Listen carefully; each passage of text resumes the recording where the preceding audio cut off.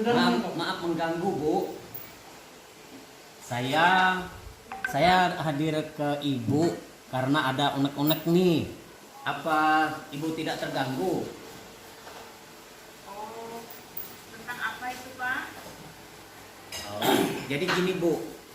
Saya di sekolah beberapa hari yang lalu itu mendapat teguran dari kepala sekolah karena beberapa kali saya tidak bisa hadir melaksanakan kewajiban saya mengajar di kelas.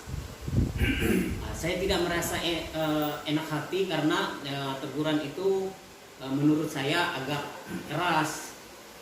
Jadi sebaiknya saya ini gimana, Bu? Saya bingung juga, Bu, karena saya tidak sengaja juga tidak hadir ke sekolah itu melaksanakan tugas saya mengajar di kelas, Bu.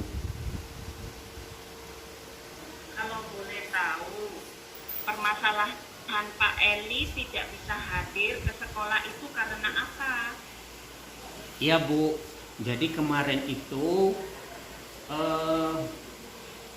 saya sedang kesulitan, Bu, terkait keuangan. Jadi anak saya itu kan lagi sekolah nih. Lalu kebetulan meminta segera dikirim untuk keperluan sekolahnya. Nah, sedangkan saya pada saat itu kan tidak punya uang, Bu. Lalu saya keluar untuk mencari tambahan, mencari uang tambahan begitu, Bu. Tapi saya tidak sempat izin ke kepala sekolah untuk beberapa hari itu, Bu. Jadi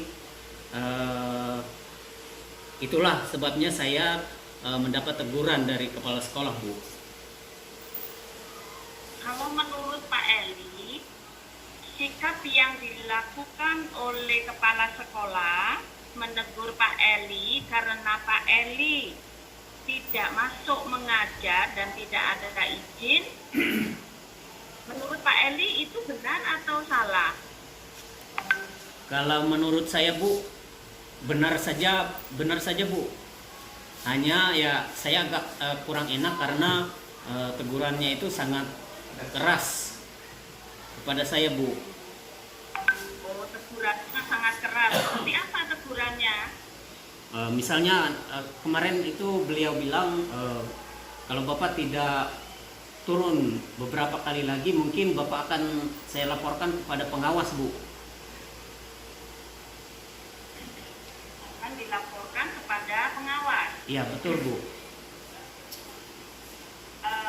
Lalu, kalau menurut Pak Eli, apa yang seharusnya dilakukan oleh kepala sekolah ketika Pak Eli tidak masuk mengajar tanpa izin dengan beliau?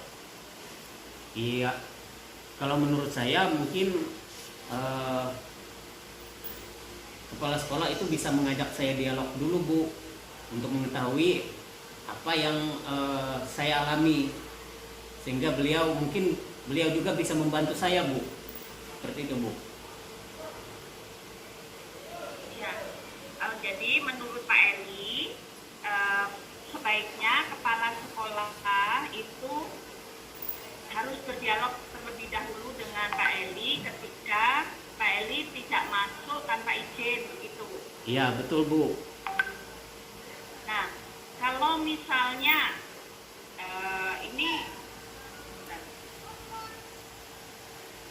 kalau misalnya tadi Pak Eli ditegur oleh kepala sekolah, ya, karena kepala sekolah itu tidak berdialog dengan Bapak.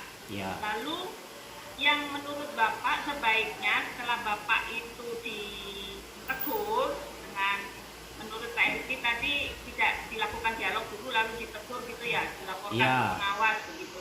Ya, Bu. Nah, nanti dampaknya itu apa, Pak?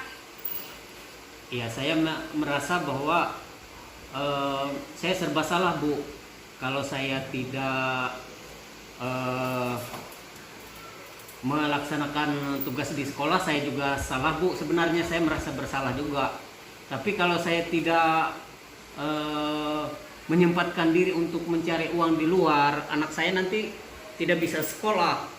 Jadi ya saya dilema juga di sini, Bu.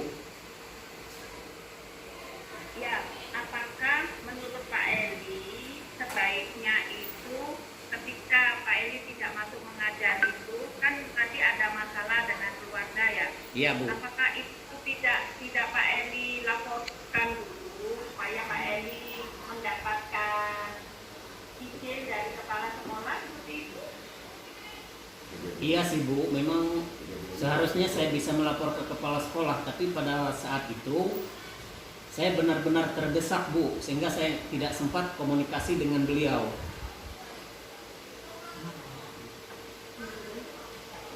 Nah, kalau menurut Pak Eli, ketika Pak Eli tidak masuk mengajar, apa yang terjadi dengan anak-anak? Apakah anak-anak bisa belajar dengan baik? Ya tidak, Bu. Anak-anak mungkin Ya. kacau balau nanti kalau saya tinggal seperti itu. Tapi saya sangat terdesak, Bu. Tidak, ya berarti kalau menurut Pak Eli, sebaiknya ketika Pak Eli nggak bisa masuk ngajar, sementara Pak Eli harus mencari uang untuk anaknya, supaya keduanya bisa berjalan baik, misalnya siswa tadi bisa belajar dengan baik, kira-kira apa yang harus dilakukan Pak Eli? Ya memang sebaiknya saya yang pertama kan izin dengan kepala sekolah dulu, Bu. Lalu saya meminta saran dari kepala sekolah apa yang harus saya lakukan terkait siswa saya yang ada di kelas, supaya mereka tidak kacau balau, ditinggal tetap tertib seperti itu, Bu. Belajar seperti biasanya. Ya, jadi kesimpulannya Pak Eli, tindakan dari kepala sekolah ini menegur Bapak, mengingatkan Bapak untuk hadir, itu benar atau salah? Benar, Bu. Hanya memang saya agak merasa tidak enak seperti itu, Bu. Tidak enak ya. Ya. Jadi kan di sini dalam satu sekolah itu ada pimpinan kita, ada kita bawahannya, begitu ya. Iya, Bu. Nah, jadi supaya bisa berjalan lancar, tadi bilang Pak Eli harus berkoordinasi ya dengan kepala sekolah. Iya, betul, Bu. Seperti itu ya, Pak. Ya. Oh iya, berarti apakah Bapak sekarang merasa nyaman setelah Bapak keluarkan unek-unek Bapak kepada saya? Iya, Bu. Saya berusaha untuk memahami situasi yang saya hadapi dan juga situasi yang kepala sekolah hadapi. Saya merasa nyaman bahwa saya bisa mendapat kesempatan untuk memperbaiki sikap saya juga, Bu. Bahwa saya keliru ketika lebih mementingkan diri saya tanpa juga mempertimbangkan kepentingan kepala sekolah dan juga murid-murid saya, Bu. Baik, Bapak, terima kasih. Kita sudah tahu ya solusinya. Jika memang kita tidak masuk mengajar tanpa izin, berarti ada dampaknya untuk siswa. Ya, Bu. Itu ya Pak Eli. Iya, Bu. Nah, berarti siswanya supaya siswanya bisa tetap belajar, Pak Eli juga harus izin dulu, baru melakukan mencarikan uang untuk anaknya seperti itu ya. Iya, Bu. Betul, Bu. Saya berjanji Jadi untuk lain kali, Bu, saya tidak akan mengulangi tindakan yang seperti ini. Saya berjanji untuk kedepannya saya akan berdialog izin dengan kepala sekolah terlebih dahulu, Bu. baik, terima kasih Pak Eli. Berarti solusinya tadi sudah Bapak katakan ya, bahwa Bapak akan berdialog lagi dengan kepala sekolah. Ya. Karena posisi Bapak sebagai bawahan dan atasan tetap kita harus patuh kepada pimpinan seperti itu ya Pak. Dan ini mempertimbangkan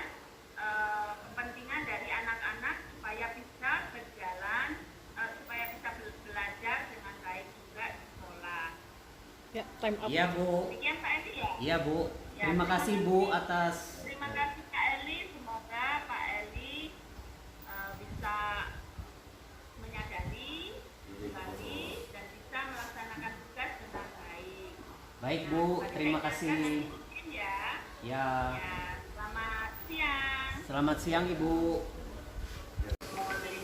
Secara keseluruhan bahwa Koci telah menyampaikan masalah, kemudian menetapkan tujuan bersama-sama dengan coach, kemudian ada rencana aksi yang dilakukan oleh Koci, kemudian selama kegiatan coach sudah memberikan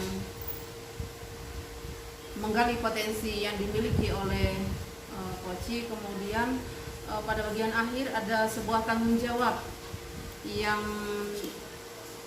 disampaikan oleh Koci untuk menyelesaikan atau mengambil tindakan selanjutnya untuk permasalahan yang dihadapi, dan itu akan kita lihat ke depan nanti seperti apa dalam pelaksanaannya untuk ini. Jadi secara keseluruhan baik coach maupun Koci sudah melaksanakan tugasnya dengan baik sesuai dengan model Tirta yang sudah disampaikan. Terima kasih.